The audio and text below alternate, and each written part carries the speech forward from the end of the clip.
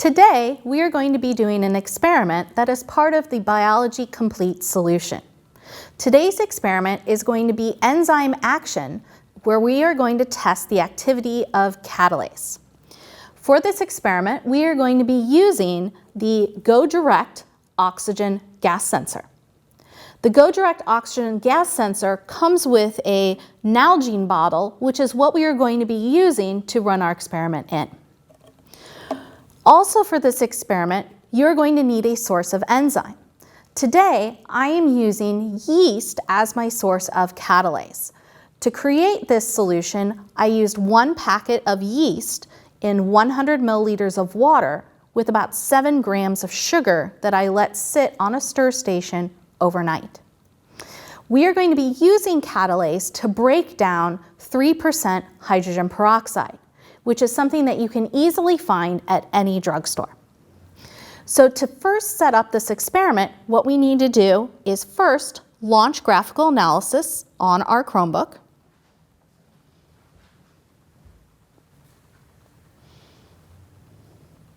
And then you're going to click or tap on Sensor Data Collection. Once you've launched graphical analysis and then click or tapped on Sensor Data Collection, make sure that your Go Direct oxygen gas sensor is on. And then you're going to look for it in your list. Once it shows up, you're going to click or tap on it to connect. Once it's connected, you can then click or tap Done. And now we are ready to set up our full experiment. The first thing we want to do in this experiment is actually change our data collection rate and duration. So I'm going to click or tap on Mode, and we're going to change our rate from 1 sample per second to 0.25 samples per second. In other words, we are going to take 1 sample every 4 seconds. Then we're going to change our duration from 300 seconds to 180 seconds. Once you've done that, you can then click or tap on Done, and we are ready to proceed with the experiment. First, we're going to use our 3% hydrogen peroxide and measure out 5 milliliters.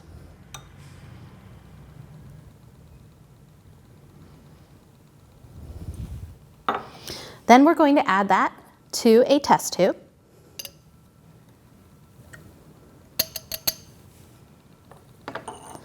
And then we're going to add 5 milliliters of distilled water.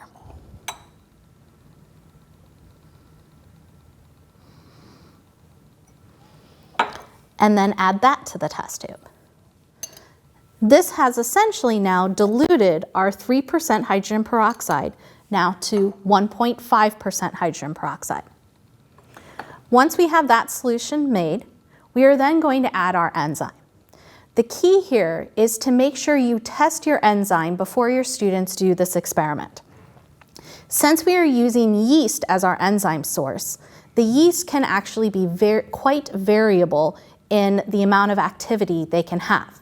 So you want to make sure ahead of time that you have your students adding the appropriate amount of enzyme to get the correct reaction rate. Since I tested this previously, I know that adding 5 drops to my 1.5% hydrogen peroxide solution is the appropriate amount for my initial reaction rate.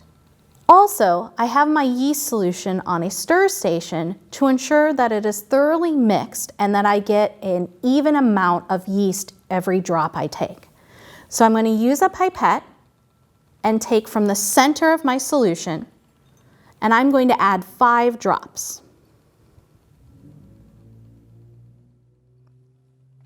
Now that I've added the 5 drops, I'm going to mix it a little, and then I'm going to add this to my Nalgene bottle.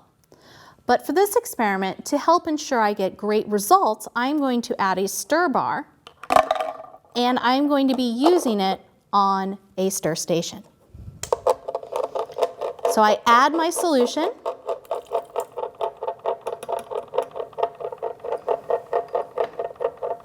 and then I'm going to go ahead and put my oxygen gas sensor into my bottle. Now I want to wait about 30 seconds to ensure that the gas that's produced starts to fill the bottle and can be sensed by my Go Direct oxygen gas sensor. So after about 30 seconds have passed, I'm going to go ahead and click or tap on Collect to start our data collection.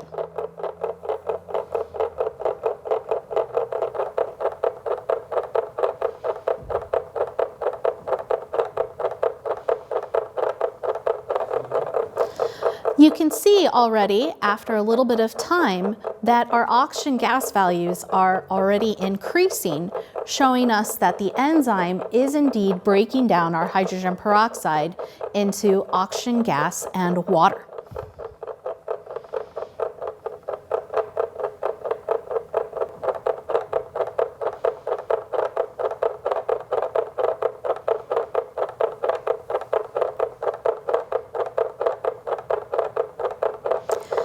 Now that data collection is complete, we can go ahead and stop our stir station and remove our oxygen gas sensor from the chamber, and the chamber can go ahead and be rinsed out to be prepared to use for another run. But since we already have data on our Chromebook, let's go ahead and analyze it and see what our reaction rate was. To do that, we can do a line of best fit that can give us a linear equation to determine what our rate or the slope of the line is. So first we're going to click and drag to highlight the region of the graph we want to analyze. And then I'm going to click or tap on Graph Tools. Then I'm going to click or tap on Apply Curve Fit. And I'm going to make sure that linear is the fit that is selected. And then I'm going to click or tap on Apply. You can see my line equation has now been displayed on my graph.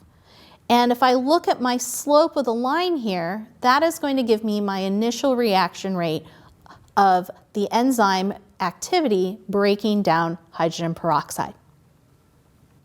So from here, students can then add more enzyme to see what happens to the reaction rate as enzyme amounts increase. Students can also further investigate other variables, such as the effect of pH, or if you have access to 6% hydrogen peroxide, students can also see the effect of higher concentrations of substrate. We used yeast as our source of catalase, but there are other sources of catalase you can use as well. One of the sources you can use is actually purified catalase that you can purchase from scientific supply companies. This is a great way to actually use a defined amount of the enzyme so students can actually calculate how many units of enzyme are used in each reaction. For more information about this experiment and our complete biology solution, please visit our website.